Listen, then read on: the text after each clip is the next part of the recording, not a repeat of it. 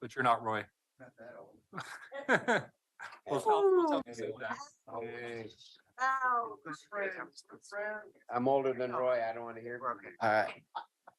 All right.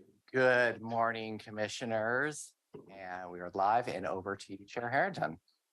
Thank you, Clerk Moss, and welcome everyone to the Tuesday, May 2nd, 2023 Board of Commissioners work session. This is Chair Catherine Harrington, and I'm currently joined by Commissioners Pam Treese and Jerry Willey. And we're expecting Commissioner Roy Rogers momentarily. Commissioner Fye is excused. We have, just to level set everyone real quickly, welcome to the month of May, the very month of May. This morning we do have our 3 different meetings kicking off. Our work session followed by our Housing Authority of Washington County, followed by our Board of Commissioners meeting. As far as agendas go, the regular and Housing Authority agendas are as originally published. The work session, the agenda topics haven't changed, but we have had some incoming letters. So you'll want to just make sure you've downloaded the newest packet for the benefit of that. So, okay, I just wanted to try and do my best to ensure we're all from the same page. So the first item on the agenda is board communication. Who would like to go first? And here he is, Commissioner Rogers. We were buying ourselves a little time, so. No, we didn't wait, honest. Thank you. Yes. Really? Last week was retirement week. So we had Chris Steffenbach. And then we had Steve Berger. And then I went to the Crystal Apple Awards, which is a school district award recognizing teachers for their Herculean efforts and special projects that they do, things like that. And we recognized now retired Superintendent Mike Scott. Right. Yeah, and they announced his replacement. Who is it? Travis. Oh, that's Travis right. Raymond. Was he an internal hire? Yeah, he's been Mike's number 2 for 10 years, probably, I guess. But it was a good event. They're actually having, I think there's 2 more little retirement things for Mike in different venues coming up, but I've got 1 more, I think, on my calendar. But anyway, yeah, so that went on. It's always it's good, you know, at Chris's little retirement thing. We talked a lot about the history of transportation there and the people that were in the room. You were there, Catherine, and so it was always fun to reminisce a little bit and flashback on stuff that we worked with Chris when she was at Metro and 10 years here in Yeah. Washington County. Yeah. Wow. Yeah. And bye. So so anyway, that was good. Steve Berger's retirement party was great. It was in the auditorium there, and heard lots of comments, of course, about his long tenure with Washington County as well. And you know, those are a couple of people that have a lot of history with Washington County, and so we're going to miss him. And saw Steve yesterday on his way out the door. He was checking out his laptop and he's turning in his card, and I says, "How's that feel? You know, you can't get in anymore, Steve. You know, you're out." He says, "Yeah, it's a little bit strange not to have that card in his pocket, but anyway, I'm sure he'll get along just fine."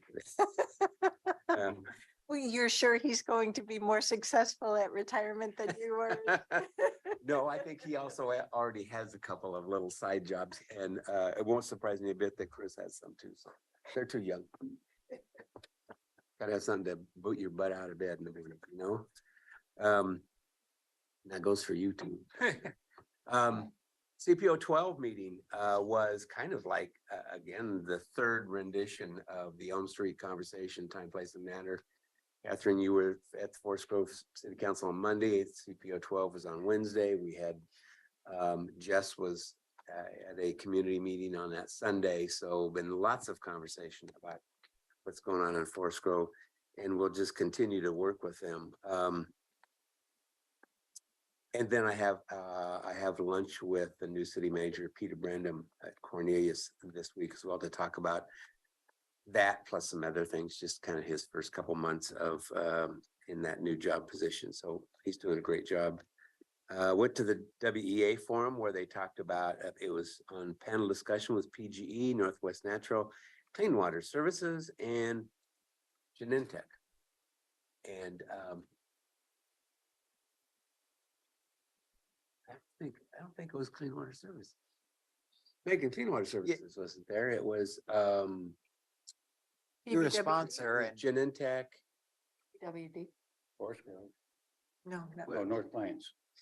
Or North PG. Plains, Bill Berg. Plains. Yeah, that's who it was. Was that a test, Megan, to see if I was really reading your Bill notes Berg just is right in now? North Plains. He's in Beaverton. Beaverton. Was that Bill? Oh, Bill Berg? No, this is Bill, North Plains. Bill Reed. Oh, Sorry, the consultant. wrong Bill. Got it. You're exactly correct. Bill Reed is Beaverton.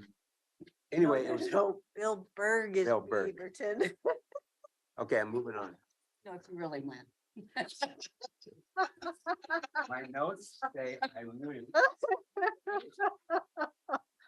Oh. I didn't know this would be a test of the bills. Anyway. No, that's on the agenda for later. It was a good conversation about the importance of industry in, and how it's connected to, of course, the CHIPS activity that's going on and everything else. So that was a good conversation. And let's see. Yeah, this week is kind of business as usual. So I'm gonna quit while I'm behind. So you're up. Okay. At least it was entertaining. So thank you. I'm not sure that mine's going to be as entertaining, but I did have a really good week last week. I was in DC with Clean Water Services. We were there primarily for the National Water Policy fly-in, and I have the agenda from that event. It was really interesting. There was dialogue from EPA on water initiatives, and that included Radhika Fox. She's the assistant administrator from the Office of Water and U.S. Environmental Protection at the EPA, and Tom Sigmund, who is the executive director of New Water in Green Bay, Wisconsin. But what was really interesting for me in relationship to the conference was hearing from the federal offices, but also listening to the legislative perspective, because we certainly got the R's and the D's up there, and there was quite an interesting juxtaposition around primarily issues around PFAS. And PFAS was a big point of discussion, and you could obviously you knew who had critical issues with PFAS in their district, but you also knew where there was a little reticence about the acceptance of PFAS as well. So it was an interesting. Do we get to accept it or I was reject gonna it? say, I didn't know. I mean, it's here. Well, you could reflect upon the general philosophies at DC about whether we accept or reject things. So, but we won't go there, but it was politicized is my point. Okay, The last. I'm with you now. the Sorry, I last- needed a little extra help. No problem. So anyway, it was interesting that then from there, we were there to talk with our federal delegation, and that was very well organized. We went to the offices of Wyden, Merkley, Bonamici, and Salinas. We met with, Merkley's was not available. We met with his staff. We met in Wyden's office, and he was really busy. He came in with his shirt sleeves rolled up, a little bit kind of disarray, not the normal Senator Wyden that you see that's, all put together. In fact, he didn't even share a joke with us. So that's how busy he was. But the point that I really want to make here is that it was important to him that Clean Water Services was there and he wanted to make an appearance. And I really appreciated that piece. Congresswoman Bonamici, we met with her briefly, and then she waited to the very last minute to rush over to cast a vote on the debt ceiling. So she was in the office, and I'll talk quickly about what issues we discussed. And the reverse happened with Congresswoman Salinas. She rushed back from the vote to make sure that we were there. And my big takeaway was, I think that the Clean Water Services staff, and I'd put Diane, Mark, Tracy, Jack Leon, Jerry, everybody into the mix, saying they have gained the respect and the attention of the federal delegation. And I really appreciate that. Mark talked about, let's see, what did you talk about, Mark? You talked about the Farm Bill. You talked about Scoggins. You gave a Scoggins update. You talked about water reuse. And you talked about, let's see, we talked about the chips and said thank you in relationship to chips. Tracy Rainey talked about the low-income household water assistance that's been administered through community action. So the whole point there was to make sure we were getting that information back to the delegation about what's happening, how we're utilizing their support, and bringing it to actuality. So I've only got 56. So it was really a good trip. We had some fun too, but that's for another time. I was supposed to lead the impact meeting on Wednesday night. And I just want to say that I gave up a great dinner, great view of DC, to be responsible and lead the impact meeting on the internet, only to have the internet go down and to totally frustrate me for about, I don't know, almost 2 hours. I met with Mark and the gang afterwards at 10:30, and I said to them, okay, your job right now is to make me happy. and Jeff, Welcome to my world. Jack looked at me and said, I do that every day. Work to make you happy. So anyway, we had a great time, but it was very frustrating. I do want to let you know that at the impact meeting, the purpose was to discuss the 2040 grant programs and how that has been going. I got most of it. I can write up what Jessica Peltz told me happened after I lost internet connection. And the other piece was the RTP projects. I do want to read to you what Jessica sent me. She said the RTP preliminary analysis item was overall a great discussion about the draft project list with a lot of great questions about the limitations of the data analysis. It's important to remember that this is a high-level qualitative look at the entire project list, not an actual evaluation of the submitted projects. The proposed projects have already been vetted, adopted at the local level, so Metro is just doing a balancing act. Councillor Sherman brought up a good point to be careful reading too much into this high-level analysis, because it's simplified. For example, if a project touches an equity area, it would receive dot for that category, which looks good, but it may not be the deciding factor. So I just want you to know that the information was there. I'm sorry I wasn't there in person to report back what happened. Last night was the ACRE meeting, and we did get to an agreement about the RFP that's going to go out. I'll let you go further on that, or Tanya, but the RFP is going out. This is for the consultant RFP for the community strategic plan. Oh, great. So we did that work. There was a lot of discussion about the upcoming retreat. There was a touch on the budget and where to get information about budget. And the discussions are lively there. I'll say that the people that are involved in ACRE are there and they're passionate about their work. So that's a good thing. So I'll end there. Commissioner Rogers, how about you? I felt a little overwhelmed last week as well. A lot of meetings starting on Monday from getting Transportation Task Force in Hillsborough, and I know Jerry that one as well, to the state of the city at Tigard, and on Tuesday nights we had our meeting, which lasted a long time. Wednesday there was I had lunch with Chris Devenback because I couldn't go to our event. Chris and I worked on many projects over a long period of time. So sad to see her go, but I do know that she's not completely gone, that she's going to work part-time for the department. So that'll be good. WEA board meeting that morning.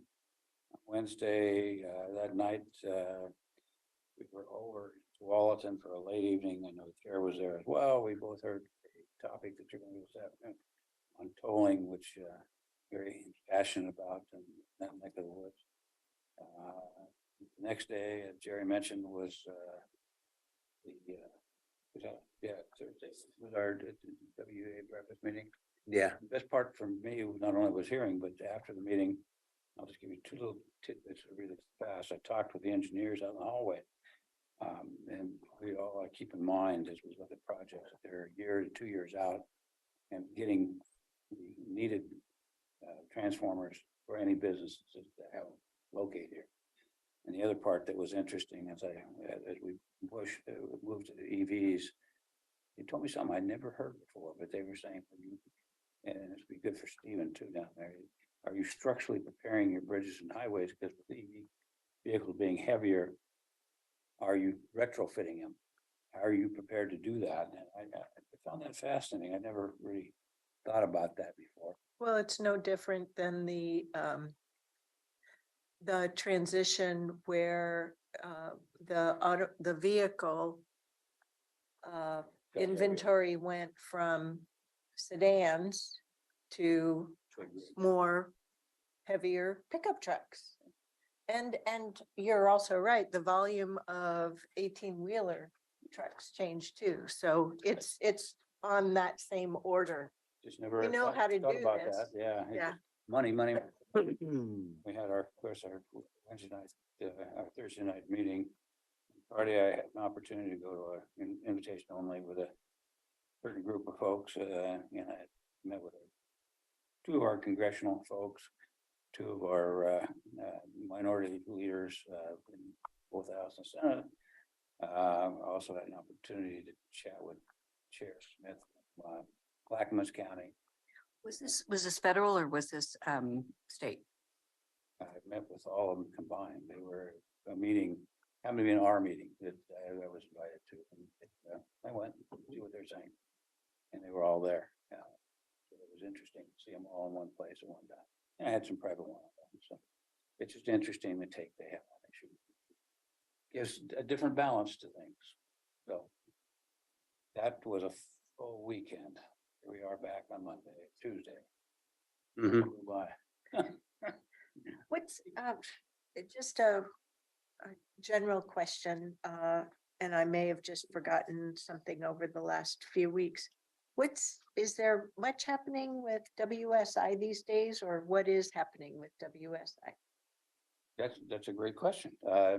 We had a meeting, everything unfortunately is purely video, meaning it's on Zoom. And it's just presentations.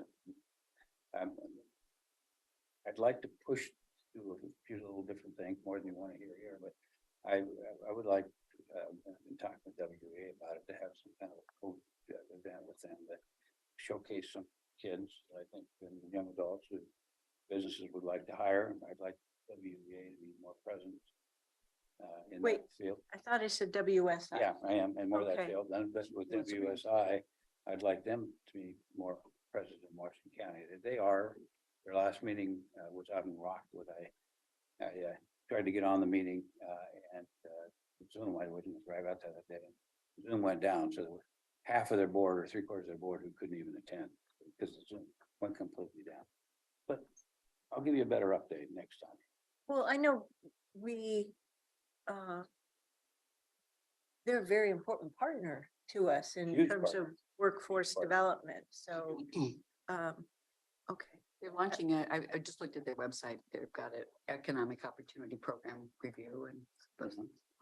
Yeah. Yeah, Well- I'll bring back more details. Yeah. Well, I'm just taking stock of, there are a bunch of things that we've been going full steam ahead on a bunch of things and just checking in on something. So that's No, where it's just in that category of, gee, check in. So, No, I think important. okay, thank you. All righty, well, I know one of the things all 5 of us have in common is that we are trying to absorb our 2 different proposed budgets. It's a lot. Congratulations to both organizations for giving us those, releasing to all of us those proposed budgets. As I mentioned last Tuesday, I had pivoted from how I had planned to spend time on the budget and needed to reprioritize to address media information needs on ARPA, our ARPA decision and process, as well as the budget. And as always, Philip Bransford was really very supportive, helped remind me of things to go back to be able to speak from the facts and get that out. So that took care of that. I was at the Tualatin State of the City address with Commissioner Rogers. Really, I haven't been able to get to many this year at all, despite my intentions. It was at their Public Works building, which is relatively new building. I mean, it's not brand new or anything like that, but I'd never been in it. And I did follow up on their climate action development. There are some great products there for us to lift. And if you just Google the City of Tualatin climate action, you'll get to a website called tualatincap.com, and there are various products there. But it's good to read the web page from the city first and then go there. As Commissioner Treese mentioned, we had the monthly acre meeting last night, and in between we were getting some different feedback from different committee members. So, you know, it's still a very brand new board and commission. What I'm gaining out of the experience in Washington County starting a new board and commission is we underestimated the level of resources and nurturing and structure that it would be called for. So we're having to continue to adjust to that. And as Commissioner Treese mentioned, there is a retreat being planned for Friday, June 23rd. And some committee members went so far as, I think what we're having to recover from is some of the committee members thinking that it's a coalition unto itself, as opposed to being a advisory council to this Board of Commissioners. I mean, one suggestion was we not be allowed to attend your two board liaisons. So it's a bit on rocky ground, I'd say. Interesting when you approve the process and then they boot you from the process. I don't want to be rude, but why would anyone suggest that? What was the thought? Usually your presence there is respected and appreciated. So yeah, it's an interesting I think concept. there's I'm going to see if I can answer this. I think that there was a diversity of thought around, for example, the ARPA decision. That was a pretty, I'd say, heated discussion about the choices that the board made. And I think that there's a real passionate want to be able to inform the board and to take responsibility. But some of those positions of responsibility aren't necessarily how we look at an advisory council, how we look to an advisory council. Well, if I could interrupt on that, there is a tremendous amount of misunderstanding. So I totally respect that every attendee has a right to their perspective. Sure. Okay, and their voice. Choose your favorite word. but we haven't had a sufficient environment to ensure that everyone is grounded in the facts. Okay, we participated in a process, for example, of creating this new advisory board, and a process, our staff used a co-creation process that we were not part of, that created a mission statement, a charter for this council. It was reviewed with us and we adopted it. And I'm not speaking for you, I'm only speaking for myself.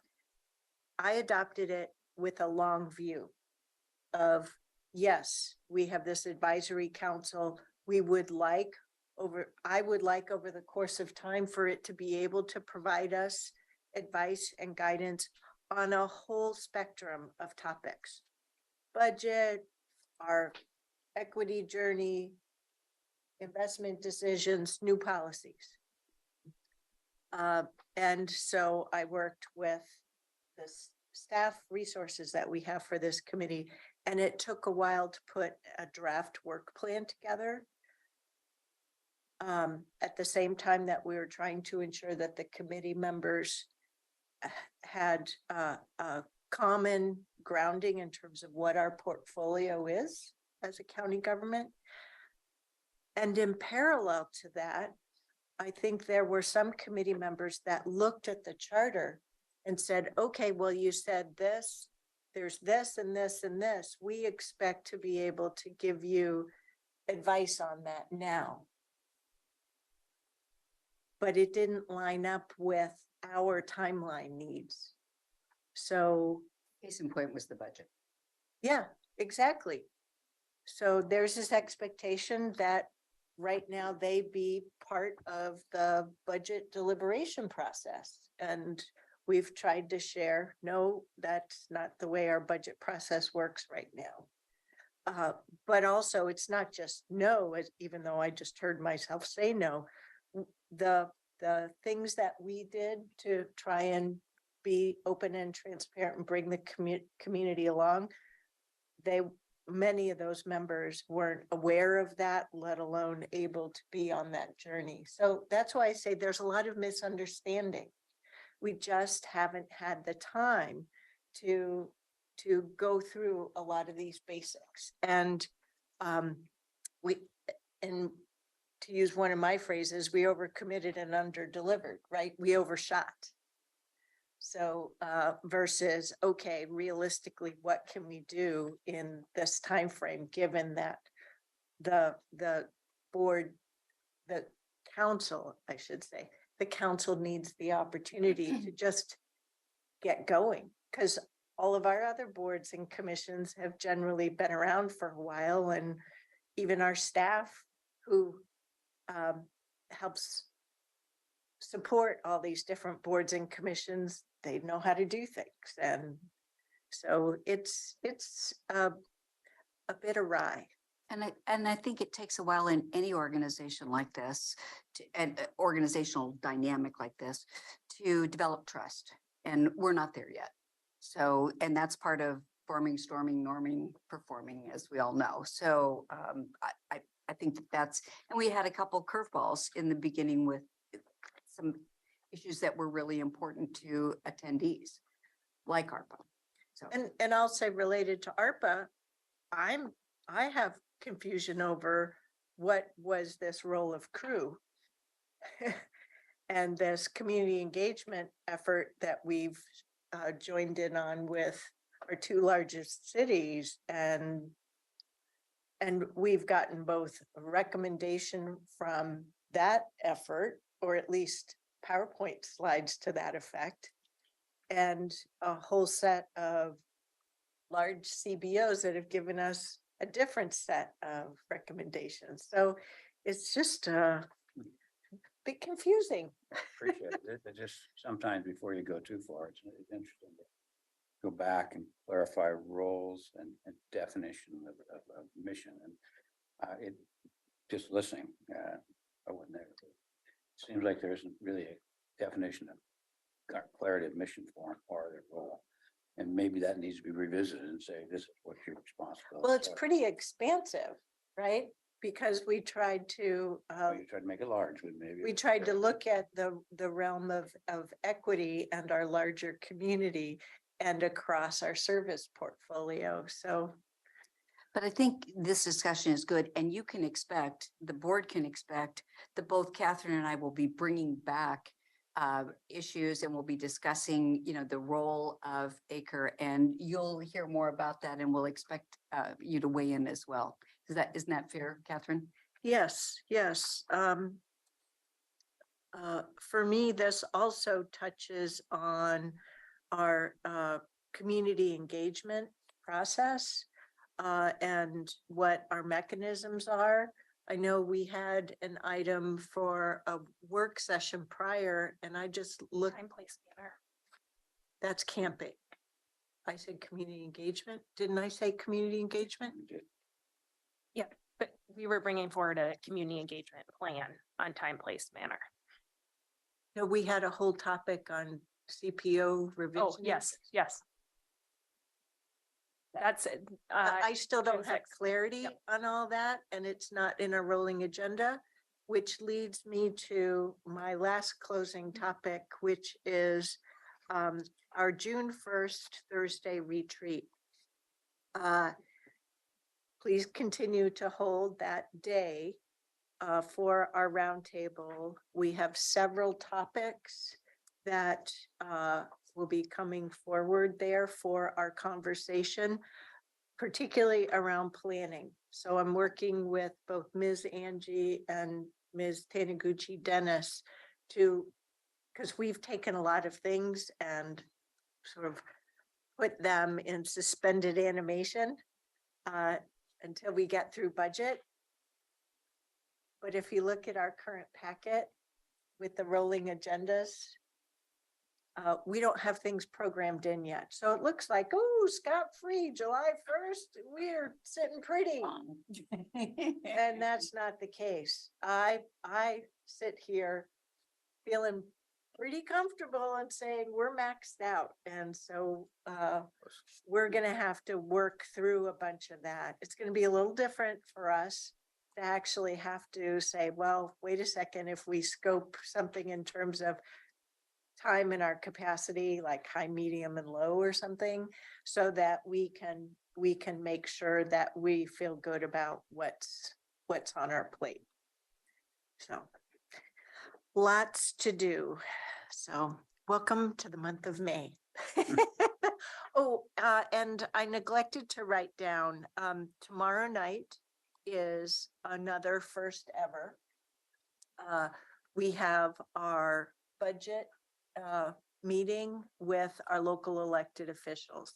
I can't tell you how many people have RSVP'd at this point. It's greater than 10. And that's here. Yes, and there will be at 5:30 some food to keep your stomachs from grumbling and to try and help those who are driving here to meet with us face to face. And then we'll meet in the auditorium. So not too much different than the employee presentation of the budget on Friday. So if I had to do it over again, I know why the meeting is this Wednesday. It's because the city's budget processes are all ramping up. And it's the best we could do in terms of timing it. But if I had to do it over again, I would have scheduled this the week after our Washington County Budget Committee meeting. It just feels out of order. Because we haven't had the opportunity, we haven't had 2 weeks to absorb the budget yet. And the budget committee meetings are actually starting before we have 2 weeks to read the budget, which is something I know you guys recall my putting my foot down in 2019 saying, we need 2 weeks to review the budget before we have these meetings. But it is what it is. We're absorbing a lot. And so it's going to be a little messy. So we'll see what happens. But we're also making improvements in the process. Yep. So, I think I just want to cut us a little slack about this because it's been a big budget change year. And we recognize that it has impact on our partners like the cities. And I'm pleased that we're doing this. Yep. So thank you to staff and thank you to everybody that's made this work. So I think really what it boils down to is we're gonna have quite an interactive Q&A session. I don't expect us to have a lot of the answers. Just let's just have the discussion and go from there. We'll capture the information needs and have to follow up on a bunch of things. So, but yeah, it's just a step in the continued process. So we'll see how it goes. Okay, sorry I went over. Good thing there are only 4 of us today, huh? I used Commissioner Fai's time. Okay, leadership communication and congratulations, Ms. Angie. Incredible unveiling of the proposed budget. Thank you, Chair Harrington, and good morning, Board of Commissioners. So I just want to give compliments and kudos to staff at all levels of the organization for getting this budget out. On Friday, during some of the meetings we had with employees and community partners, I indicated we got the budget out by the hair of our chinny chin chin, and I really feel that way because we were finalizing numbers in the press release just after 5 p.m. Greg Munn, myself, and Philip Bransford huddled in front of his computer to get that press release out by 5:30. This is reflective of, I would say, the deep thought and consideration across the organization with what is included in the proposed budget, still maintaining the important county services our community relies on, and also having service level impacts too. I also want to just highlight our budget team. It's important to note Christine Thornhill is our longest tenured budget analyst in central finance, and she's been with the county just 2.5 years. So significant turnover in that group, and I'm just really proud of their efforts. On Friday morning, held an all-employee forum, which was really good, thoughtful questions from employees about the budget and about really future state as well, and wanting to understand where we're going as a county, but also what I hear underneath that is how can they be part of that solution too. So I think that was great to see. It was also nice to be in the front of the room and be able to look outside and see the sun shining. So that was a positive. Then in the afternoon, held a session with special districts and cities to share just high level. The budget also included our nonprofit libraries in that discussion, as some of our nonprofit libraries are neither in a special service district nor a city. That was a really good conversation, as well as appreciation for understanding the entire Washington County budget, not just maybe portions of the budget that they're most closely connected to. And then met with CBOs, and CBOs really similar questions. It was one interesting question came up about Woodspring. Why did the county purchase Woodspring at the time of budget cuts? And so it was an opportunity to just inform the multiple sources of funding the county has, the difference between restricted, non-restricted funds. And in this case, but for the state grant, this couldn't have happened. And so that partnership model and the city county shared service overview was also a helpful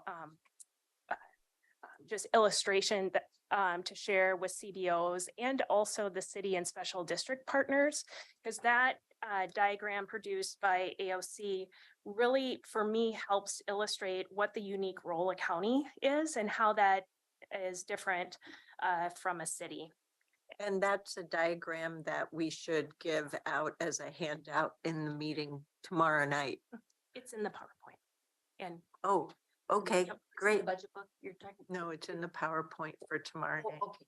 It's not the one about the costs. No. No, it's a AOC, and what I could do as a follow-up for the board after this, and we'll just we'll also post it in the leadership update, so it's available to the public, because I'll just email that diagram out, because it's a helpful resource. It's not in the budget book, Pam. I know, I'm just looking for what. I also want to bring forward that you mentioned getting the press release with the final budget numbers done and out, 5:30-ish. But your accomplishment is not just the proposed budget summary. There are 3 different volumes. When we received our published budget in May, late April of 2019, I asked, so this is the budget summary, where's the line item and the program budget?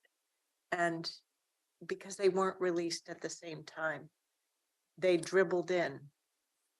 And when they started dribbling in, I was like, well, why weren't these highlighted? And the answer I was given is, well, why do you need to see those? So the reason I'm sharing this story is to highlight your excellence, all organization wide, in getting all 3 volumes done all at once. Thank you. Because I've been able to reference all 3 in trying to do some ground truthing with my own questions. So thank you. Yes, and I appreciate working alongside my colleagues within the org to be able to do this work. So talking about Wednesday night, just want to walk through the agenda, and you will receive a PowerPoint after this meeting. Did everyone see the agenda? It's posted. Haven't even looked at it. Yep. I haven't. So we'll start with welcome and introductions, which the chair will lead us through. And then we'll provide background on the county's financial condition and challenges that we face right now within the framework. This will include high-level total budget, and then also slides that were used in the budget committee presentation to distinguish restricted funds versus unrestricted funds. And then board guidance that we received, the guiding principles and priorities from the board, steps to balance the proposed budget, use of a budget equity tool for the second year, looking beyond the general fund, and then next steps, which will include how elected officials can participate within the budget committee process and submit input, and where can they get more information. And then conclude with questions. In conversations with the chair did want to make sure there was enough time for questions and dialogue. And part of this is it's really a unique opportunity for the board to be able to also convene with your elected colleagues across the county. And so it's a good opportunity to have a conversation. Will we get, will we know ahead of time who's attending? I know we don't have a full list yet, right? We can provide the list that we know of. We did provide the Zoom link, so there may be individuals that do attend that didn't register in advance, but we can provide. I'd just like to know in advance who's going to be there. Yep, we can do that. I've asked Kevin to display the 15 listed items on the agenda list to bring it to your attention. This is page 2 of the I was just packet. looking at it here. Yep. So we'll be spending, I believe, we need to make sure we reserve and not run into the Q&A time. Mhm. So I'll be cutting Yep. you and Mr. Munn off so that we have time for that questions and discussion. Yeah. And the chair will be indicating as part of her opening comments, and I believe this is true, Chair, that questions will be held till the end. So we can get through the presentation as it could stop halfway and we don't get through the whole content. Yep. And I also have the electeds that have mentioned to me that they might not be able to be here in person and would attend by Zoom. I've let them know that we're not running this as a hybrid meeting. It's better to have them listen in by Zoom than not have the benefit of the information at all. This really, for the richness of the conversation, is an in-person thing. Will we be taking Zoom questions? We'll be able to capture them. Okay. But you know, Won't be live. no, you know, usually a lot of people got in the habit of it being a monologue. Yeah. And we really need this to be more of a dialogue and furthering common understanding. So, yeah. Yeah, if it's helpful for the employee, city special district and CBO, very similar slide deck was used. And we bumped up to the full hour and probably could have went longer for a Q&A. So allowing further time in this session for Q&A between electeds was feedback that we received from the chair, and it is scheduled for an hour and a half or 2 hours, excuse me, 2 hours. Thank you.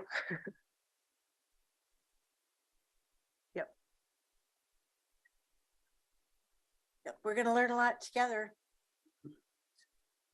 Onward, here we go.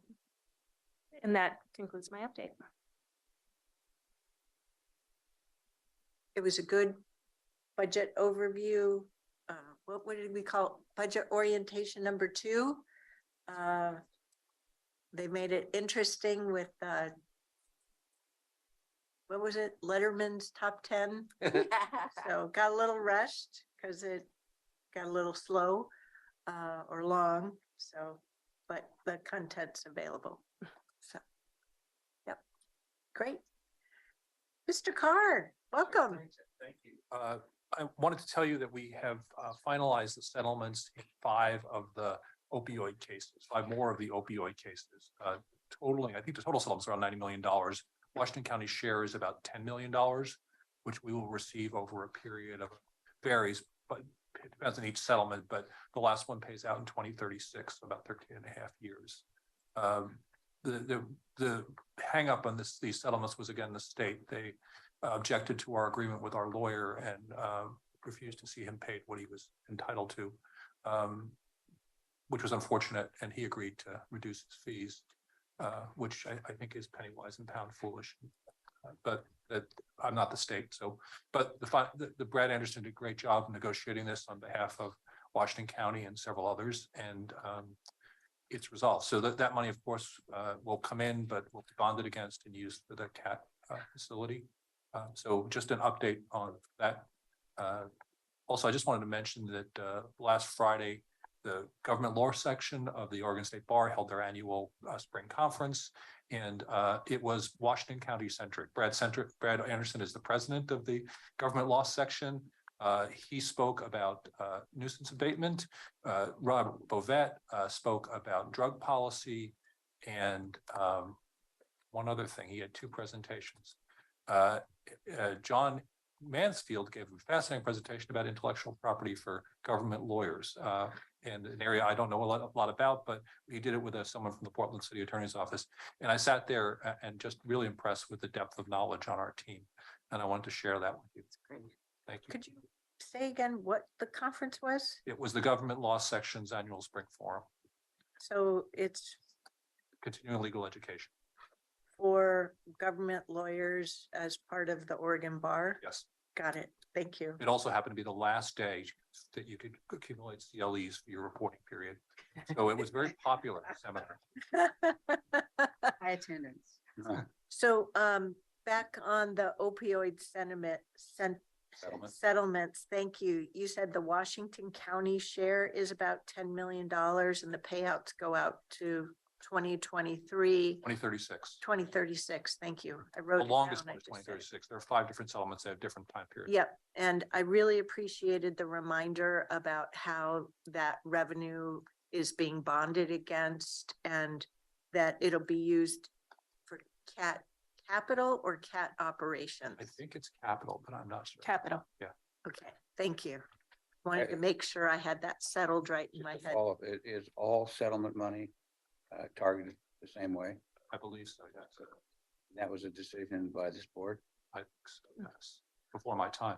Well, also some of it goes to the negotiation terms, I thought too. So some of it, because the lawyer certainly gets paid, Mhm. so that we did this on a contingency. And then the state took a huge share and we negotiated back and forth about how much they would get. And the compromise was, so the state believed that they should handle all of the money and distribute it out based on a uniform state policy, which is a fair approach. Although they didn't participate in the litigation. We negotiated where they get a portion of it, and then we're applying for grants under that portion. So we will get more out of this than the $10 million. And you've seen in the presentations on CAT how there are grant applications to the state. Some of that money is coming through these funds.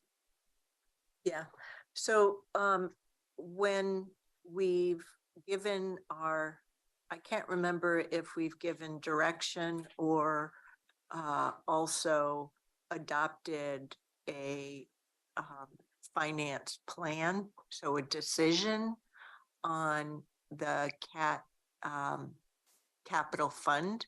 I know that we've had multiple work sessions with direction, but I don't know for continuity from board to board if we adopted a set plan or decision. That may be something in the long term for the benefit of the long term for us to look at. So it is very clear what that decision was. And, I feel very comfortable that with the process that we used to go over the proposal for the CAT, and our team was very clear on recommending to us that these potential settlement dollars, remember it's built over years, would be used to construct the CAT, and that there would be grants through state as well as with our health partners to cover, and Medicaid and all that, to cover the operational funds. But I think with the passage of time, we should probably make sure that we have that set of documentation done and clearly available to us. And of course, if we bond, I just want to say, it was my hope when we originally started talking way back when that there would be massive amounts of money, which didn't occur, but I thought that might help us balance our budget in other areas. And, Sounds like we had somebody swoop in at the finish line and scoop up a good portion. well, yeah, it was negotiated, but yes, but, and I want to remind you that if we do bond against anything, the board will have to approve that bonding. And once you bond against something, you're locked in because Yes. you're making a promise to the bondholder. Yes, Yeah. yes, yeah. Yep. I'm not questioning the data at all. Yeah. I'm just trying to make sure that we are operationalizing it and leaving a set of documentation. So 5 years from now, 10 years from now, because 2036 is 13 years away, right? That's 13 budgets that the decision-making around that is clearly available. And about the amount of money, this is $10 million for this settlement, these 5 settlements. There was a previous settlement where we got more money, and there are other settlements out there. So we're not done. And what I'll do is bring back to the board what the total amount is when we have a better idea of what that is. And even that $10 million is someone estimated because there are variations in the settlements. But I wanted to apprise you of the work that's being done and keep you up to date on these settlements. So that's a partial view. And then the last thing I wanted to let you know is on today's, you may have noticed on today's Housing Authority agenda, there's an agenda item to change the rules of procedure for the Housing Authority. That was raised by our bond counsel. The rules of procedure for the Housing Authority were adopted based on the rules of procedure for this board. They just copied them. And there's a provision in this board's rules of procedure that allows any member, regardless of how you voted on an item, to move for reconsideration at the next meeting. Since we are bonding for the Woodspring purchase, the bond counsel objected to the possibility that a resolution in order could be reconsidered a month later. which would make closing very challenging. So we are taking out the provision allowing for reconsideration. If those rules have, as far as I know, only been reviewed once, and that was to change the date on which the Housing Authority meeting was. If you have a chance to look at them in your leisure, which I'm sure you don't have much of, and there are other things you'd like to change, we can certainly do that. They are fine. They work fine. It's good to have some mirror image between the two boards because you work together.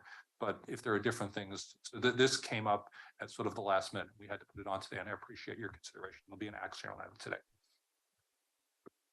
That's my report. Thank you. Great, thank you. Can I just add it on CAT? The board does receive routine updates on CAT, so we will come back with the financial update. I do want to further financial and then memorialize it, because what I hear the request is within an R&O, the financing structure. Yeah, I think we're gonna probably have to have a work session to build out some of the mechanics, because I don't want to repeat what I experienced with the event center, where there was a groundbreaking before there was a contract. There was a contract before to build it, before there was a business plan.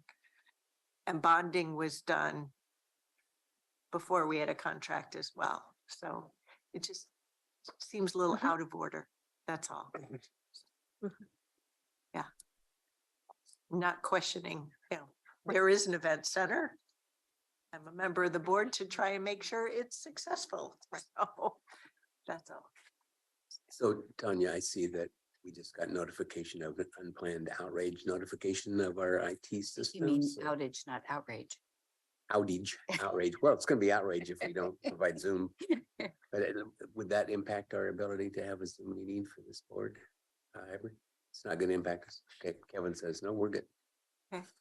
So Kevin, we're going to be a few minutes late getting our Housing Authority going. Thank you, Chair and members of Clean Water Services Board. I'm sitting in today for Diane. We are hosting the Water Research Foundation's Research Advisory Council here in Oregon over at the Durham Conference Center. Diane is the chair of the Research Advisory Council. So we have folks from all over North America here with that today and tomorrow. I wanted to thank again Director Treese for joining us in Washington, D.C. They were very productive meetings. It was really nice to see people in person.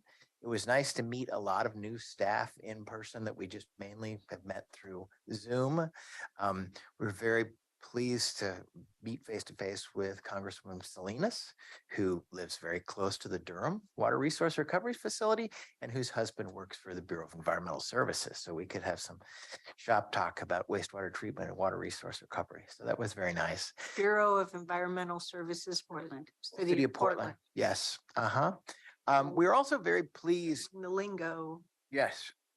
We're also very pleased the week before we arrived, Senator Merkley released his list of community-directed funding, which included the Western Washington County Influent Infiltration Sewer Upgrade Project at the full funding level. So Congresswoman Bonamici had done similar about 3 weeks before. On the House side, we anticipate seeing at least the House appropriations markup either the end of this month or the beginning of next. So that could be pretty significant. $4.96 million will be coming to Clean Water Services for that project in Forest Grove. And then finally, we look forward to spending the day with you on Friday here at the Public Services Building for our budget. If you have any questions on the budget, I know that some people have been submitting them already. I encourage you to do that, and we can have answers for you at the meeting. And that's all I have. Related to budget, and this is more on the Washington County side, I mentioned at the budget overview that I will likely be proposing at least one budget amendment. And towards that end, we need to have a template for what such a thing looks like. And so we're in the process and working with Ms. Angie to create such a thing.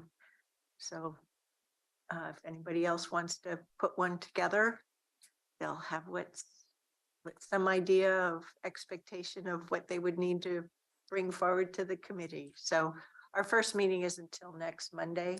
So, but I just wanted to give you a heads up that I'm working on that. So otherwise, we just end up with everything verbal and it gets to be too confusing. So.